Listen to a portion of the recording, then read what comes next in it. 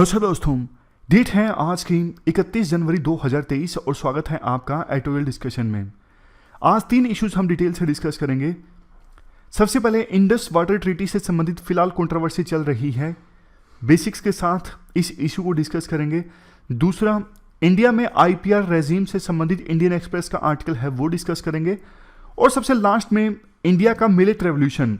देखो, मिलेट से संबंधित आर्टिकल हमने कुछ दिनों पहले भी डिस्कस किया था काफ़ी ज़्यादा डिटेल से, लेकिन इस आर्टिकल में एक केस स्टडी दी गई है तमिलनाडु की कोली हिल्स की। वो केस स्टडी इंपॉर्टेंट है लिखने के लिए, इसलिए इस आर्टिकल को हम डिस्कस करेंगे और जो इंपॉर्टेंट पॉइंट्स हैं वो एक्सट्रैक्ट करेंगे। डिस्कशन स्टार्ट करें उससे पहले कोट देख लीजिए, अब्राहम लिंकन का है, nearly all man can stand adversity but if you want to test a man character give him power. Adversity मतलब मुश्किल भरी सिचुएशन। देखो, सभी लोग जो हैं वो एडवर्सिटी को फेस कर सकते हैं। मतलब जब सर्वाइवल की बात आती है तब देखो हर कोई, उसके पास कोई चारा नहीं होता बेस्ट परफॉर्म करने का, तो उसका बेस्ट करेक्टर निखर के आता है। लेकिन देखो, असली मैन का करेक्टर अगर परखना है तो उसे पावर दो। पावर में जब किसी को पावर मिलती है ना, तो उसके पास फैसला लेने की शक्ति आती है, सही और गलत करने की शक्ति आती है। अब कुछ लोग ऐसे हैं जो सही करते हैं पावर मिलने पे, कुछ लोग ऐसे हैं जो गलत करते हैं। जैसे देखो, आज़ादी की लड़ाई जब लड़ी जा रही थी ना विभिन्न देशों में, तो अनेकों फ्रीडम फाइटर्स ने पहले काफ़ी स्ट्रगल किया। बाद में आज़ादी मिलने के बाद उनके हाथों में जब पावर आई तो वो तानाशाह बन गए, तो वो डिक्टेटर बन गए। उन्होंने पावर का ठीक ढंग से इस्तेमाल नहीं किया। मतलब जब एडवर्सिटी थी तो उन्होंने अच्छे से काम किया, संघर्ष किया देश के लिए, लेकिन जब उनके पास पावर आई तो उन्होंने तानाशाही रवैया अपना लिया, लोगों के ऊपर अत्याचार करना स्टार्ट कर दिया, सिर्फ और सिर्फ पावर को मेंटेन करने के लिए। तो ये कोट जो है बिल्कुल सही है, nearly all man can stand adversity but if you want to test a man character give him power. तो ये पूरा कोट हमने समझा। अब डिस्कशन स्टार्ट करते हैं। First important article Indus water treaty से संबंधित है। आप जीएस पेपर सेकंड के इस टॉपिक से आर्टिकल को रिलेट कर सकते हो। देखो, नया क्या हुआ है वो अभी हम एनालाइज करेंगे, लेकिन उससे पहले पूरा बैकग्राउंड हम जान लेते हैं। 1947 में जब भारत और पाकिस्तान का बंटवारा हुआ था ना, पाकिस्तान को एक चीज का डर था। डर ये था, इंडस वाटर सिस्टम में जो ये रिवर्स आती है ना, ये इंडिया से गुजर के पाकिस्तान में आती है। कहीं इंडिया ने इन रिवर्स में पानी के फ्लो को रोक दिया या फिर बड़े बड़े डैम्स बना लिए और एकदम से डैम से पानी रिलीज कर दिया तो पाकिस्तान में तो तबाही मच जाएगी। और पानी को अगर रोक दिया तो पाकिस्तान के किसानों को पानी नहीं मिलेगा खेती करने के लिए, पीने के लिए पानी भी नहीं मिलेगा। तो इसलिए पाकिस्तान ना कोर्ट ऑफ आर्बिट्रेशन में चला गया और बोला कि इंडिया के साथ हमें ट्रीटी साइन करनी है इंडस वाटर सिस्टम में रिवर्स के पानी के बंटवारे को लेके। तो world bank as a mediator appoint हुआ। वर्ल्ड बैंक ने काफी सारे एक्सपर्ट्स का सहारा लिया, एग्रीकल्चर से संबंधित एक्सपर्ट्स, इंजीनियरिंग से संबंधित एक्सपर्ट्स, हाइड्रोलॉजी से संबंधित एक्सपर्ट्स, उनकी सहायता से एक ट्रीटी नेगोशिएट करवाई भारत और पाकिस्तान के बीच, जिसे आज हम इंडस वाटर ट्रीटी के नाम से जानते हैं। 1960 में यानी 1960 में यह ट्रीटी साइन हुई थी। भारत की तरफ से पंडित नेहरू जो उस समय देश के प्रधानमंत्री थे, उन्होंने इस ट्रीटी को साइन किया था, और दूसरी तरफ पाकिस्तान की तरफ से अयूब खान जो उनके वहां पे रूलर थे, उन्होंने इस ट्रीटी को साइन किया। ट्रीटी में है क्या? ट्रीटी में देखो ये कहा गया, जो वेस्ट फ्लोइंग रिवर्स है ना, इंडस, झेलम, चिनाब, ये एलोकेट हुई पाकिस्तान को। पाकिस्तान को अनरिस्ट्रिक्टेड यूज की जिम्मेदारी दी गई इन रिवर्स की। और west flowing rivers Sutlej, Ravi, Beas, India unrestricted use कर सकता है इन वेस्ट फ्लोइंग 3 रिवर्स का। वैसे देखो, पूरे वर्ल्ड में अपर रिपेरियन स्टेट के लिए इंडिया यहां पे अपर रिपेरियन स्टेट है, इंडिया ऊंचाई पर है, इंडिया से रिवर्स जाती है पाकिस्तान में। तो वर्ल्ड में ना, फिर से बोलता हूं ध्यान से सुनिएगा, एक्सपर्ट्स के अनुसार वर्ल्ड में इससे ज्यादा खराब एग्जाम्पल नहीं मिलता अपर रिपेरियन स्टेट के लिए कि उसने इतनी बेकार ट्रीटी साइन की हो। मतलब इंडिया ने इस ट्रीटी में ना थोड़ी ज्यादा ही उदारता दिखाई है, बहुत ही ज्यादा। पूरी अगर पानी के बंटवारे को लेकर बात करें, 6 रिवर्स में जो पानी आता है ना, इंडिया को सिर्फ 20% पानी मिला और पाकिस्तान को ऑलमोस्ट 80%। समझ गए? बिल्कुल डिटेल में अगर जाएं तो देखो, वैसे जो वेस्ट फ्लोइंग रिवर्स है ना, इंडस, झेलम, चिनाब, ऐसा नहीं है कि इंडिया इनके पानी को हाथ भी नहीं लगा सकता। डोमेस्टिक यूज के लिए पानी यूज कर सकता है इन रिवर्स का भी, एग्रीकल्चर यूज के लिए, और even run of river hydro electric project भी स्टैब्लिश कर सकता है, लेकिन स्टोरेज डैम नहीं बना सकता इन रिवर्स के ऊपर। ट्रीटी में यह भी प्रोविजन है, अगर इंडिया और पाकिस्तान को ट्रीटी को लेके कोई डिफरेंस है ना, ऑब्जेक्शन है, तो पहले तो देखो दोनों देश आपस में बायलैटरली नेगोशिएट करेंगे उस डिफरेंस को दूर करने के लिए। मान लीजिए इंडिया को पाकिस्तान के किसी स्टेप से दिक्कत है या फिर पाकिस्तान को इंडिया के किसी स्टेप से दिक्कत है, तो दोनों शुरू में आपस में नेगोशिएट करेंगे उस चीज को एड्रेस करने के लिए।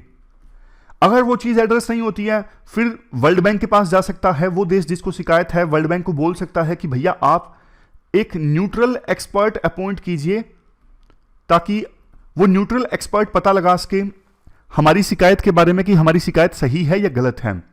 अगर न्यूट्रल एक्सपर्ट से भी संतुष्टि नहीं मिलती है, तो वो देश जिसको शिकायत है ट्रीटी में किसी स्टेप के वायलेशन को लेके, किसी मतलब प्रोविजन को लेके, तो फिर वो परमानेंट कोर्ट ऑफ आर्बिट्रेशन के पास भी जा सकता है कि ट्रीटी का इंप्लीमेंटेशन सही से नहीं हो रहा है।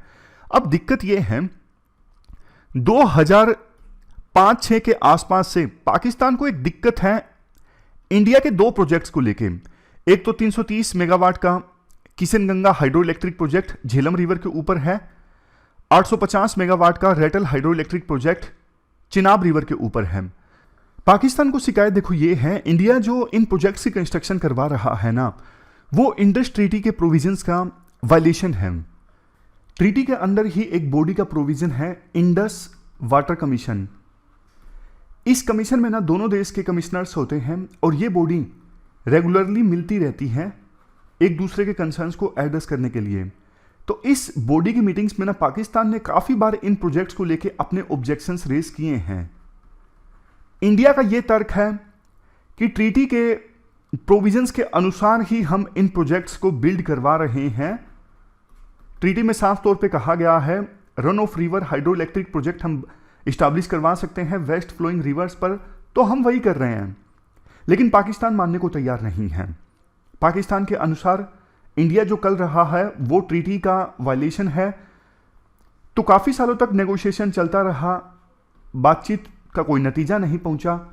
फिर जैसा कि मैंने शुरुआत में आपको बताया, कोई एक देश जिसको ऑब्जेक्शन है वो न्यूट्रल एक्सपर्ट अपॉइंट करने की मांग कर सकता है, तो पाकिस्तान ने की। लेकिन पाकिस्तान ने फिर जल्दी से यह भी बोल दिया कि हम परमानेंट कोर्ट ऑफ आर्बिट्रेशन में जाना चाहते हैं।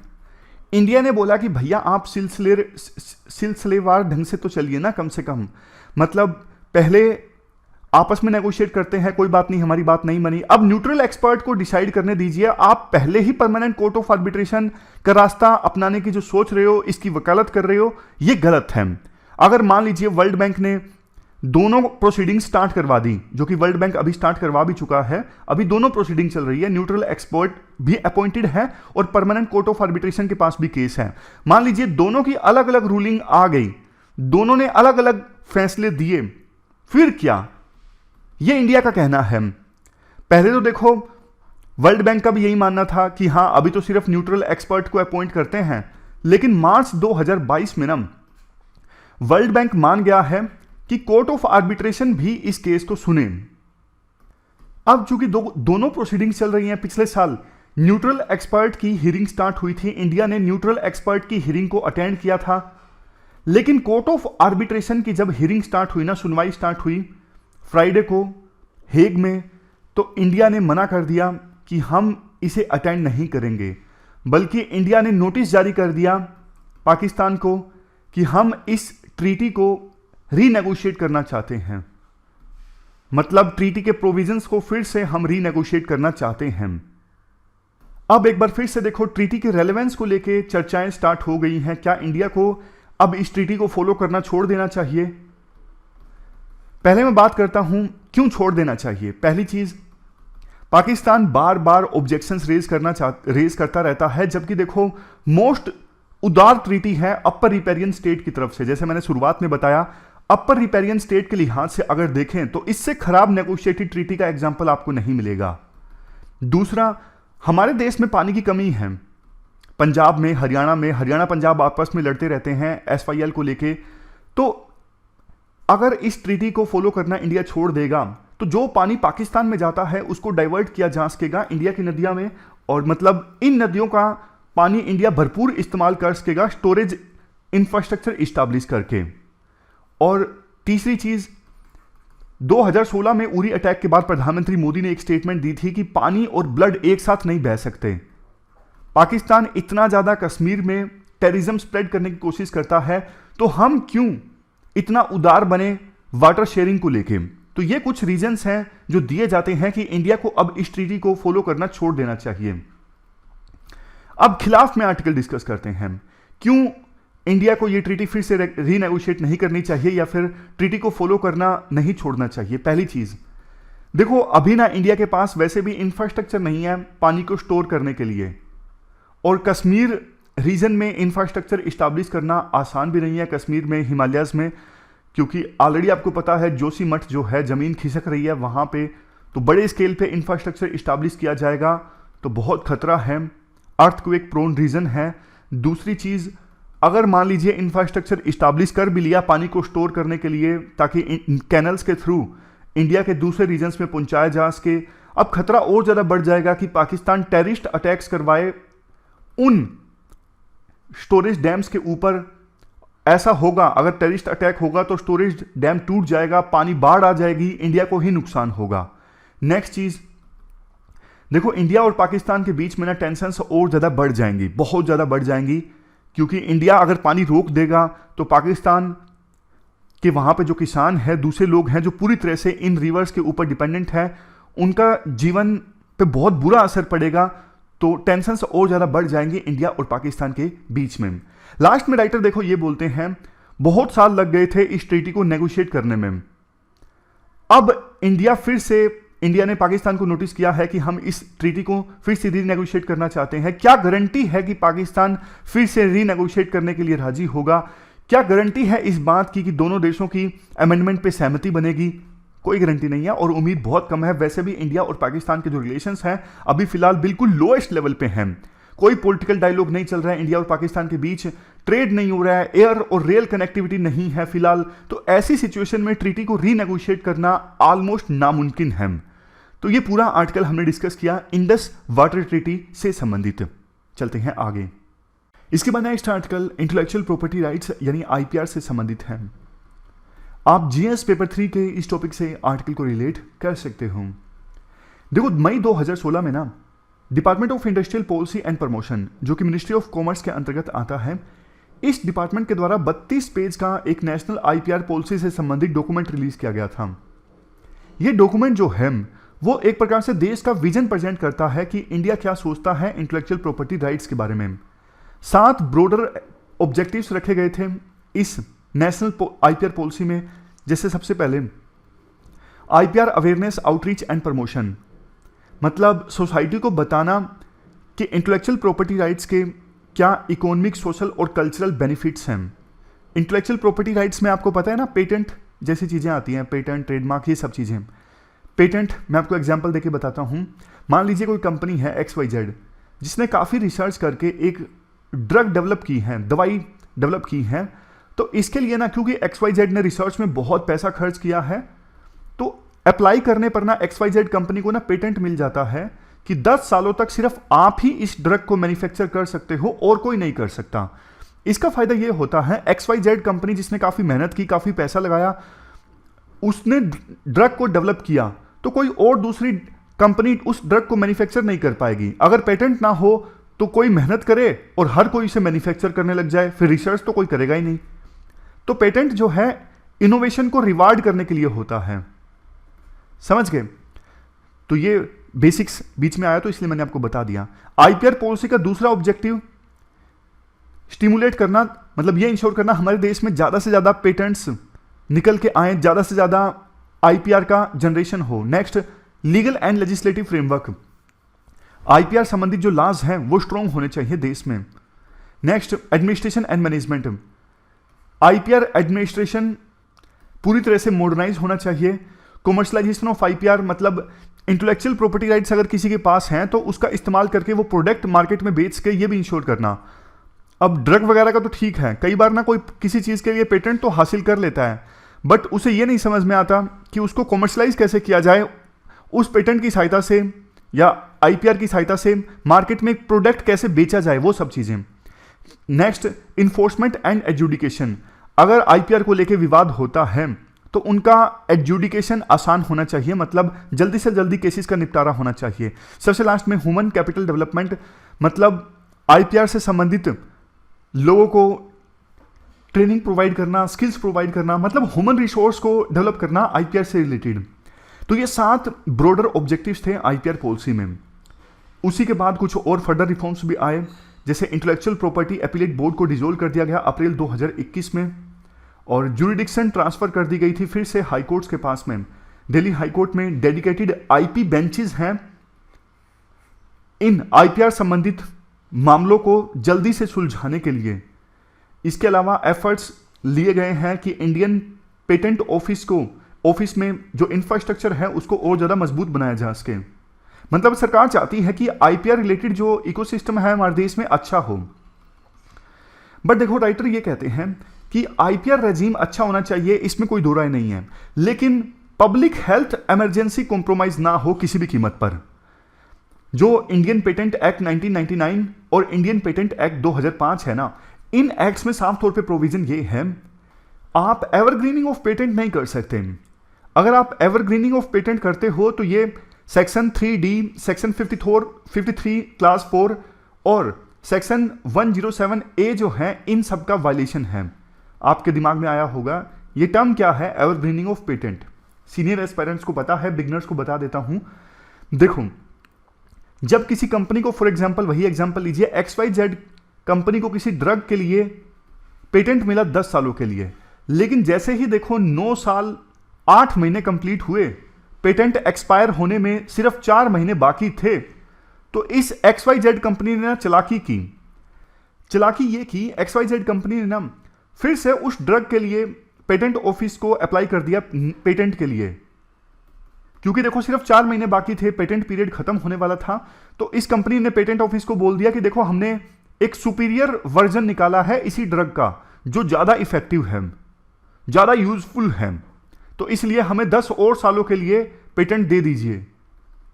बार बार यही करती हैं कई कंपनीज, जैसे ही उनका पेटेंट पीरियड खत्म होने वाला होता है वो धोखे से अपने पेटेंट पीरियड को इंक्रीज करवा लेती हैं, ये बोल के कि देखो हमने एक सुपीरियर वर्जन निकाला है। आमतौर पे ड्रग सेम वही होती है, थोड़ा बहुत केमिकल ऊपर नीचे कर दिया बस दिखाने के लिए कि सुपीरियर वर्जन है, अदरवाइज ड्रग सेम होती है, ताकि ज्यादा पेटेंट टाइम हासिल किया जा सके। तो इसे कहते हैं एवरग्रीनिंग ऑफ पेटेंट। तो ये इंडिया के पेटेंट एक्ट का वायलेशन है। सुप्रीम कोर्ट ने इससे संबंधित जजमेंट भी दी थी, Novartis AG versus union of India and others case में 2013 में, कि कोई कंपनी एवरग्रीनिंग ऑफ पेटेंट नहीं कर सकती और अपनी जो मोनोपोली है नहीं मेंटेन कर सकती इसके थ्रू। लेकिन देखो, बावजूद इसके कई कंपनीज हमारे देश में ऐसा कर रही हैं। कई सारी ऐसी दवाइयां हैं जो डायबिटीज, कैंसर, कार्डियोवास्कुलर डिजीज यानी हार्ट रिलेटेड डिजीज के इलाज में इस्तेमाल होती हैं, लेकिन ड्रग कंपनीज उन दवाइयों के लिए एवरग्रीनिंग ऑफ पेटेंट्स कर रहे हैं, बार बार पेटेंट्स हासिल कर रहे हैं। तो जो जेनरिक ड्रग्स को मैन्युफैक्चर करने वाली कंपनीज है ना, उनको मौका ही नहीं मिल रहा है उन महंगी दवाइयों को सस्ती मैन्युफैक्चर करने का, मतलब मैन्युफैक्चर करके सस्ता बेचने का। तो राइटर कहते हैं देखो, पेटेंट राइट्स तो ठीक हैं, आईपीआर रेजिम भी अब हमारे देश में अच्छा है, लेकिन ये पब्लिक हेल्थ को कॉम्प्रोमाइज करके नहीं होना चाहिए। पूरा जो हेल्थ सिस्टम है ना, ये ड्रग्स को मैन्युफैक्चरिंग करने वाला सिस्टम है, इसमें काफी सारे स्टेक होल्डर्स हैं। जैसे देखो, एक स्टेक होल्डर है सोसाइटी, क्योंकि ड्रग्स होते तो सोसाइटी के लिए हैं। एक स्टेक होल्डर है सरकार, फिर पेटेंटीज जिसको पेटेंट मिला है, फिर उस कंपनी के कॉम्पिटिटर। अब ये सारे कॉम्पिटिटर हैं, लेकिन जब एवरग्रीनिंग ऑफ पेटेंट होता है ना, तो फायदा किसको होता है? सिर्फ उस कंपनी को जिसको पेटेंट मिला है, यानी पेटेंटीज। बाकी किसी को फायदा नहीं होता। इवन जो कॉम्पिटिटर्स हैं, पब्लिक है, वो भी यही सोचती है ना कि पेटेंट पीरियड पूरा हो गया, जो कि पेटेंट पीरियड था उस कंपनी को रिवार्ड करने के लिए कि भैया आपने रिसर्च की है। लेकिन 10 साल बहुत होता है रिवार्ड, लेकिन उसके बाद बाकी को मौका मिलना चाहिए ना उस ड्रग को मैन्युफैक्चर करने का। पब्लिक को भी पूरा हक है कि सस्ती वो ड्रग हासिल करे। लेकिन ये जो कुछ कंपनीज करती है ना, ये मोरली बहुत ज्यादा गलत है। ये कंपटीशन के भी अगेंस्ट है, एक प्रकार से एंटी कॉम्पिटिटिव ये प्रैक्टिस है, ऐसा राइटर का मानना है। ये चीजें नहीं होनी चाहिए, बस यही रेकमेंड करते हैं राइटर। पूरा आर्टिकल हमने डिस्कस किया, पेटेंट राइट्स से संबंधित। उसके बाद चलते हैं आगे। इसके बाद लास्ट आर्टिकल भारत में मिलेट रेवोल्यूशन से संबंधित है। आप जीएस पेपर 3 के इस टॉपिक से आर्टिकल को रिलेट कर सकते हो। आपको याद होगा कुछ दिनों पहले हमने आर्टिकल डिस्कस किया था जिसमें हमने ये डिस्कस किया था, रिवाइज करवा देता हूँ, कि इस साल यानी 2023 का जो साल है वो इंटरनेशनल ईयर ऑफ मिलेट्स है और भारत के कहने पर ही ये जो साल है वो international year of millets declare किया गया है। मिलेट्स काफ़ी ज़्यादा न्यूट्रिटिव होती हैं, प्रोटीन ज़्यादा होता है, डाइटरी फाइबर ज़्यादा होता है, काफ़ी माइक्रो न्यूट्रिएंट्स होते हैं और एंटीऑक्सीडेंट्स भी होते हैं। मतलब कि देखो, ये पूरा एंटीऑक्सीडेंट्स का कंसेप्ट मैं आपको बताता हूँ। जब हमारे पेट में फूड ब्रेकडाउन होता है ना डाइजेशन के लिए, तो उसकी वजह से ना बहुत सारे फ्री रेडिकल्स आ जाते हैं जो हमारे बॉडी के सेल्स को नुकसान पहुंचाते हैं, और ये एंटीऑक्सीडेंट्स उन फ्री रेडिकल्स को डिस्ट्रॉय करके सेल्स को प्रोटेक्ट करते हैं। तो मिलेट्स में ना एंटीऑक्सीडेंट की प्रॉपर्टीज होती हैं, डाइजेशन अच्छा होता है। अब क्वेश्चन ये उठता है, जब इतनी सारी प्रॉपर्टीज हैं तो इनको हमारे देश में कम क्यों प्रोड्यूस किया जाता है और कम क्यों कंज्यूम किया जाता है? इसके देखो बहुत सारे रीजंस हैं। रीजंस देखो, जैसे सबसे बड़ा रीजन ये है, किसानों को फसल के उचित दाम नहीं मिलते, मिलेट्स के जितने दाम मिलने चाहिए उतने नहीं मिलते। राइस को प्रोड्यूस करना, राइस की पैदावार करना और वीट की पैदावार करना उनके लिए ज़्यादा फायदे का सौदा रहता है, क्योंकि सरकार इसके लिए प्रॉपर एमएसपी अनाउंस करती है। दूसरा, पर एकड़ पर हेक्टेयर अगर प्रोडक्शन की बात करें, यील्ड की बात करें, तो भी कम होती है मिलेट्स की। डिमांड भी उतनी ज़्यादा नहीं है, मतलब जो डाइटरी हैबिट्स हैं लोगों की अब चेंज हो चुकी है, वो वीट वगैरह, राइस वगैरह ज़्यादा खाना पसंद करते हैं बजाय के मिलेट्स। जब हमने कुछ दिनों पहले आर्टिकल डिस्कस किया था तो ये भी मैंने आपको बताया था कि मिलेट्स का जो आटा गूंदना है थोड़ा डिफिकल्ट पड़ता है। जैसे वीट का, गेहूं का आटा आप गूंदोगे तो रिलेटिवली वो आसान होता है। लेकिन इस आर्टिकल में ना एक मॉडल प्रेजेंट किया गया है। तमिलनाडु के कोली हिल्स में एक जबरदस्त मॉडल फॉलो किया गया, जिसकी सहायता से मिलेट्स की जो प्रोडक्शन और कंजम्पशन है ना वो इंक्रीज की गई। मिलेट्स की बात करें तो मेजर मिलेट्स ये हैं। सोरगम क्या होता है? ज्वार। पर्ल मिलेट क्या होता है? बाजरा, फिंगर मिलेट। उसके बाद ये माइनर मिलेट्स हैं जैसे फोक्सटेल, लिटिल मिलेट, कोडो, प्रोसो, बर्नयार्ड मिलेट, ये माइनर मिलेट्स हैं। तो वो केस स्टडी में आपको बताता हूं। उससे पहले राइटर वैसे एक और फैक्ट भी सामने रखते हैं, थोड़ा मिलेट्स की इकोनॉमिक्स बताते हैं। राइटर कहते हैं देखो, हमारे देश में ना 2019-20 में ऑलमोस्ट 54 मिलियन टन जो वीट और राइस है ये डिस्ट्रीब्यूट किया गया दो स्कीम्स में, एक तो पीडीएस में और एक इंटीग्रेटेड चाइल्ड डेवलपमेंट स्कीम में। अब मान लीजिए 54 मिलियन टन में से कम 20% राइस और वीट को रिप्लेस करके मिलेट दिया जाए, मतलब टोटल इतना डिस्ट्रीब्यूट किया गया पीडीएस में और आईसीडीएस स्कीम में 2019-20 में। इसमें से 20% यानी मान लीजिए 10 मिलियन टन के आसपास राइस और वीट की जगह मिलेट डिस्ट्रीब्यूट किया जाए तो कैसा रहे? बहुत ही अच्छा रहे। लेकिन क्वेश्चन उठता है, क्या सरकार के पास इतना मिलेट होता है? इसका आंसर है नो। क्योंकि देखो, जो प्रोडक्शन है सोरगम और पर्ल मिलेट, फिंगर मिलेट, इन तीनों की मिला के जो प्रोडक्शन हुई 2019-20 में वो थी 18.9 मिलियन टन। तो इसमें से तो 50% सरकार को प्रोक्योर करना पड़ेगा, तब जाके सरकार 10 मिलियन टन डिस्ट्रीब्यूट करवा सकती है पीडीएस में और आईसीडीएस में। लेकिन इतना सरकार के पास होता नहीं है, प्रोक्योर करना पड़ेगा। पॉइंट समझ गए आप? सरकार के पास मई 2022 में सिर्फ 4 लाख टन न्यूट्री सीरियल्स हैं, बहुत ही कम। तो ये एक दिक्कत ये है। अब बात करते हैं उस मॉडल की जिसकी हम बात कर रहे थे। कहां पे है वो मॉडल, कहां पे इंप्लीमेंट किया जा रहा है? तमिलनाडु के कोली हिल्स में। डिस्ट्रिक्ट कौन सा है? नमक्कल डिस्ट्रिक्ट। मेजर चैलेंज पता क्या आता है मिलेट्स की प्रोडक्शन में? एक तो लोकल मिलेट जो वैरायटीज हैं उनको प्रिजर्व करके रखना, दूसरा प्रोडक्शन को इंक्रीज करना, मिलेट्स की कंजम्पशन को इंक्रीज करना, और सबसे लास्ट में फार्मर्स की इनकम को इंक्रीज करना। ये तीनों काम कैसे कर सकते हैं, ये मॉडल सामने आता है कोली हिल्स में। जैसे देखो, सबसे पहली दिक्कत जो है yield enhancement, per hectare yield को कैसे इंक्रीज किया जाए। अब इसके लिए वहां पे क्या किया गया, कोली हिल्स में इंप्रूव्ड सीड्स किसानों को प्रोवाइड किए गए। ज्यादातर जो पॉपुलेशन है ना कोली हिल्स में वो ट्राइबल्स की है, तो उनको इंप्रूव्ड वैरायटी के सीड्स प्रोवाइड किए गए, अच्छी एग्रीकल्चर प्रैक्टिसेस यूज की गई, नई टेक्नोलॉजी यूज की गई खेती में, कम्युनिटी के द्वारा सीड बैंक से इस्टेब्लिश किए गए ताकि सीड्स को कंजर्व किया जा सके, रिस्टोर किया जा सके, रिवाइव किया जा सके। मतलब जो ओवरऑल लोकल सीड सिस्टम था उसमें भारी रिफॉर्म्स लाए गए, इंप्रूवमेंट लाई गई ताकि अच्छे सीड्स किसानों को आसानी से अवेलेबल हों, जिनकी वैरायटी भी इंप्रूव्ड हो। तो इससे क्या हुआ, अच्छे वैरायटीज यूज करने से, सीड्स की अच्छी वैरायटीज यूज करने से क्या हुआ, पैदावार इंक्रीज हो गई पर हेक्टेयर। फिर दूसरे नंबर पे ये स्टेप उठाया गया। वैसे देखो मिलेट की प्रोडक्शन में क्या होता है, महिलाएं जो हैं वो हार्वेस्टिंग करती हैं मिलेट्स की, मतलब मिलेट्स की हार्वेस्टिंग रिलेटिवली ना मुश्किल होती है। तो 1 घंटे में एक महिला फॉर एग्जांपल 2 से 3 किलोग्राम ग्रेन अलग कर सकती थी पौधों से, लेकिन ना मशीनों का इस्तेमाल होना स्टार्ट हो गया। मशीनों का इस्तेमाल स्टार्ट हो गया तो फिर हार्वेस्टिंग जल्दी होने लग गई। ये देखो small scale localised mechanical milling होने लगी सेल्फ हेल्प ग्रुप्स की सहायता से। ये एक प्रकार से ना गेम चेंजर साबित हुआ। लेबर कम यूज होना स्टार्ट हो गई इसकी वजह से। अब लेबर पे ज्यादा खर्च आता था, लेकिन मशीनों की सहायता से हार्वेस्टिंग होने लग गई, मिलिंग होने लग गई, तो खर्चा कम आने लग गया, एफर्ट भी कम हो गए, तो किसानों की इनकम इंप्रूव हुई। अब और देखिए किसानों की इनकम कैसे इंप्रूव हुई। वहां पे ना एक फेडरेशन बनाई गई, Kolli hills agro biodiversity conservers federation, ये छोटा नाम है। ये फेडरेशन क्या करती, हर प्रकार की एक्टिविटी देखती वहां पे। मतलब उन किसानों के द्वारा, कोली हिल्स में किसानों के द्वारा जो मिलेट्स प्रोड्यूस किए गए ना, उनको सीधा बेचा ही गया, लेकिन उसके साथ साथ बहुत सारे ऐसे प्रोडक्ट्स बनाए गए वैल्यू एडिशन करके जिनकी मार्केट में वैल्यू ज्यादा होती है। जैसे देखो मिलेट राइस है, मिलेट उपमा है। अब इन प्रोडक्ट्स की ना अच्छे से मार्केटिंग भी करवाई गई, जिस वजह से किसानों को अच्छे दाम मिले अपने मिलेट्स के प्रोडक्शन से।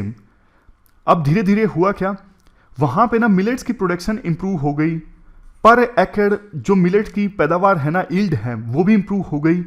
तो ये जो मॉडल है ना कोली हिल्स में फॉलो किया गया, ये मॉडल काफी अच्छा है। ये देश के दूसरी जगहों पर भी, दूसरे इलाकों में भी इसे फॉलो किया जा सकता है। कुल मिलाकर देखो कंक्लूजन ये है, मिलेट्स की प्रोडक्शन को अगर इंक्रीज करना है ना, तो मल्टी प्रोन्ड स्ट्रेटेजी की आवश्यकता है। मल्टी प्रोन्ड स्ट्रेटेजी में ये सारी चीजें आती हैं, जैसे साइंटिफिक इनपुट्स, इंस्टीट्यूशनल मैकेनिज्म अच्छा होना चाहिए।